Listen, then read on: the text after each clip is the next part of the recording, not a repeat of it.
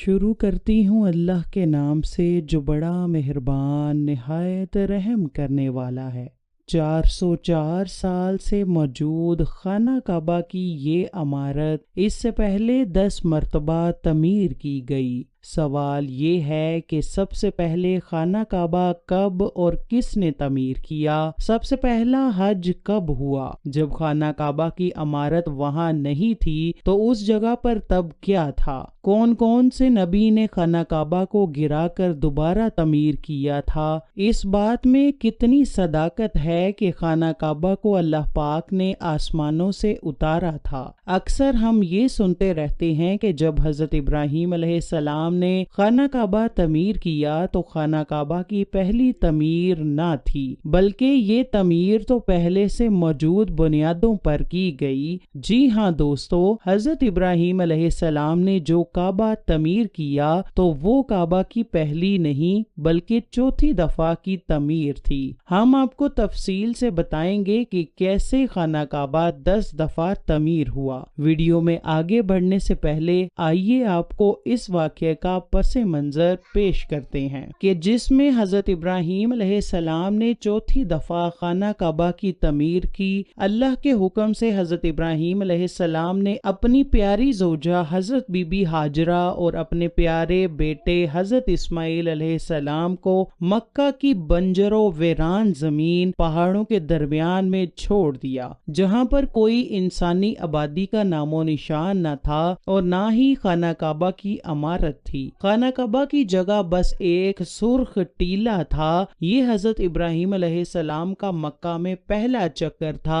اس کے بعد جب دوسری دفعہ حضرت ابراہیم علیہ السلام اپنے خاندان سے ملنے فلسطین سے مکہ آئے تو تب حضرت اسماعیل کی قربانی کا واقعہ پیش آیا۔ تیسری بار جب حضرت ابراہیم علیہ السلام مکہ تشریف لائے تو حضرت اسماعیل کی شادی ہوئی اور حضرت ہاجرہ کا انتقال ہو چکا تھا۔ چوتھی مرتبہ جب حضرت ابراہیم مکہ آئے تو آپ کی ملاقات حضرت اسماعیل سے نہ ہو پائی۔ پھر پانچویں بار جب آپ مکہ آئے تو اللہ پاک نے آپ کو بیت اللہ تعمیر کرنے کا حکم دیا۔ حضرت ابراہیم نے اسماعیل علیہ السلام سے فرمایا کہ میرے پیارے بیٹے، اللہ تعالیٰ نے مجھے حکم دیا ہے کہ میں اس گھر کی تعمیر کروں۔ تو حضرت اسماعیل نے فرمایا کہ ضرور کیجئے، خدمت کے لیے میں حاضر ہوں۔ چنانچہ ایک روایت کے مطابق خانہ کعبہ کی بنیادوں کی نشاندہی حضرت جبرائیل علیہ السلام نے کی۔ اس پر حضرت ابراہیم علیہ السلام اور حضرت اسماعیل علیہ السلام نے تعمیر کا کام شروع کیا۔ جب کھدائی شروع ہوئی تو قدیم بنیادیں ظاہر ہونے لگیں جن پر حضرت آدم علیہ السلام نے بیت اللہ شریف کی تعمیر کی تھی۔ بنیادوں کے ظاہر ہو جانے کے بعد اس کی تعمیر شروع ہوئی۔ حضرت ابراہیم اپنے اس بڑھاپے میں ایک معمار اور حضرت اسماعیل ایک مزدور کی حیثیت سے اس کی تعمیر میں لگ گئے۔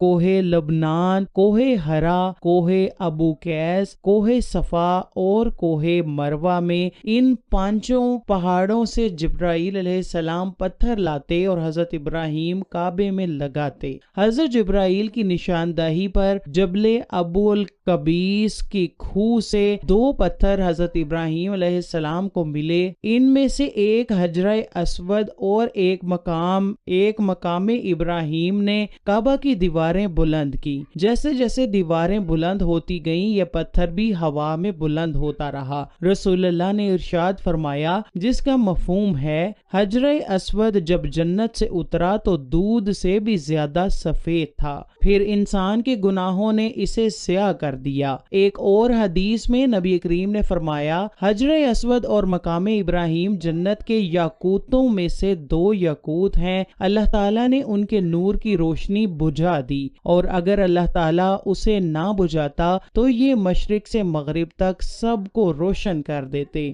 یہ تو تھی خانہ کعبہ کی چوتھی دفعہ ہونے والی تعمیر۔ آئیے اب آپ کو پوری تاریخ تعمیر کعبہ بتاتے ہیں کہ کب اور کس کس نے اس کی تعمیر کی۔ پہلی تعمیر حضرت آدم علیہ السلام کی تخلیق سے 2000 سال قبل سب سے پہلے خانہ کعبہ فرشتوں نے تعمیر کیا۔ تفسیر قرطبی میں لکھا ہے کہ جب اللہ پاک پاک سے فرشتوں نے کہا کہ انسان تو تخلیق کے بعد زمین میں فساد بھرپا کرے گا اور بہت خون ریزی ہوگی، جس پر اللہ پاک نے کہا کہ جو کچھ میں جانتا ہوں وہ تم نہیں جانتے۔ فرشتے یہ گمان کرنے لگے کہ اللہ پاک ہم سے ناراض ہو گیا ہے۔ وہ طواف کرنے لگے اور اللہ پاک کی تسبیح بیان کرنے لگے تو اللہ تعالیٰ نے ان پر رحمت نازل فرمائی اور عرش کے نیچے حسن و جمال میں بے مثال گھر زبر و جد کے 4 ستونوں پر قائم فرمایا، اور یہ گھر بیت المعمور کے نام سے متعارف ہوا۔ سورہ طور کی آیت نمبر 49 میں اللہ پاک نے بیت معمور کا ذکر فرمایا ہے۔ بیت المعمور 7ویں آسمان میں عرش کے سامنے کعبہ شریف کے بالکل اوپر ہے۔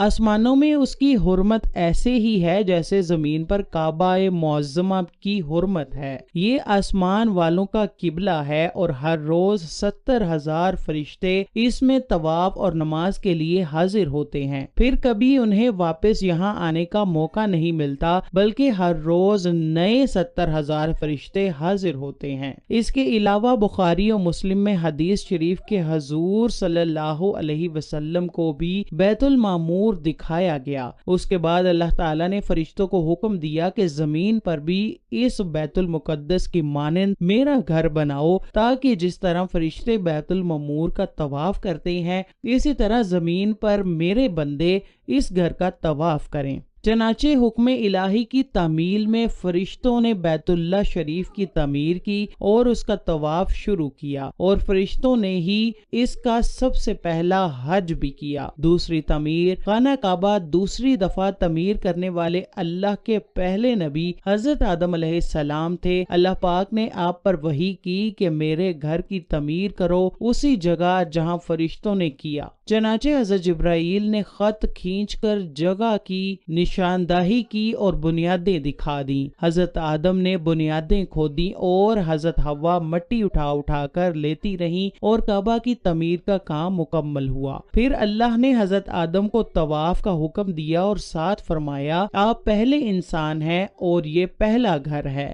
تیسری تعمیر وقت کے ساتھ ساتھ کعبہ کی دیواریں کمزور ہوئیں تو حضرت آدم کے بیٹے حضرت شیس علیہ السلام نے مٹی اور پتھر سے خانہ کعبہ کو دوبارہ تعمیر کیا، جبکہ کچھ مفسرین کا کہنا ہے کہ حضرت شیس علیہ السلام نے صرف مرمت کا کام کیا تھا۔ چوتھی تعمیر طوفان نوح میں خانہ کعبہ کی عمارت غائب ہو گئی تھی اور یہ جگہ صرف ایک اونچے سرخ ٹیلے کی طرح رہ گئی تھی۔ پھر حضرت ابراہیم علیہ السلام نے حضرت جبرائیل کی نشاندہی پر اسی بنیادوں پر تعمیر کی جس پر حضرت آدم علیہ السلام نے کی تھی، جس کو اللہ پاک نے سورہ بقرہ کی آیت نمبر 127 میں بیان فرمایا ہے۔ پانچویں اور چھٹی تعمیر خانہ کعبہ کو 5ویں بار قوم عمالقہ اور چھٹی مرتبہ قبیلہ جرہم نے تعمیر کیا۔ قبیلہ جرہم میں سے جس شخص نے یہ کام کیا اس کا نام حرس بن مغازِ اصغر تھا۔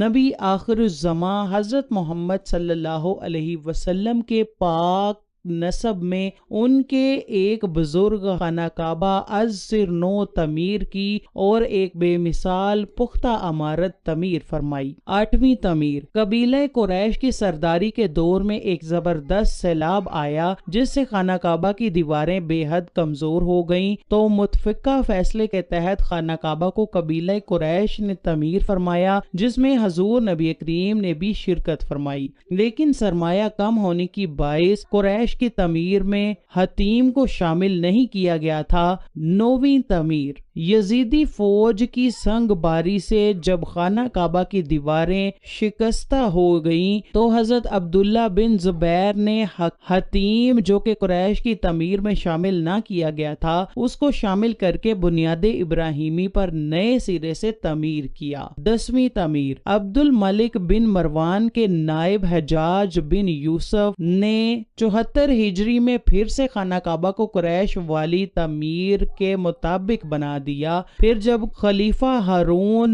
مسند پر بیٹھا تو اس نے خانہ کعبہ کو منہدم کرنے کا فیصلہ کیا اور عبداللہ بن زبیر کی تعمیر کے مطابق تعمیر کرنا چاہتا تھا، لیکن امام ابو یوسف نے یہ کہہ کر اسے روک دیا کہ اگر یہی طریقہ رہا تو پھر ہر آنے والا حکمران اپنی شہرت کے لیے خانہ کعبہ کو گرا کر تعمیر کرتا رہے گا اور لوگوں کے دلوں میں اس گھر کی عظمت کم ہو جائے گی۔ پھر 1040 ہجری میں سلطان مراد بن احمد خان شاہ قسطنطنیہ نے حجر اسود والے رکن کے علاوہ ساری عمارت کو بنیاد حجاج کے موافق تعمیر کیا۔ اس تعمیر کا کام 6 ماہ میں مکمل ہوا۔ اس نے خانہ کعبہ کے اندر سنگ مرمر کا فرش بچھا دیا اور اندر نہایت نفیس مخملی چھت گیری لگائی اور باہر کی دیواریں سنگ خارا سے چونا میں چنی۔ نہایت نفیس ریشمی سیاہ پردہ خانہ کعبہ پر ڈالا جس پر کلمہ طیبہ لکھا ہوا تھا اور سنہرے حاشیے پر سلطان کا نام لکھا ہوا تھا۔ عثمانی سلطان کی تعمیر کے بعد شاہ فہد بن عبد العزیز نے سن 1417 کو بیت اللہ شریف کی تجدید کا کام کیا، لہٰذا خانہ کعبہ کی موجودہ عمارت کم و بیش 404 سال کی ہے، کیونکہ یہ عمارت 1040 ہجری میں بنی اور اب 1444 ہجری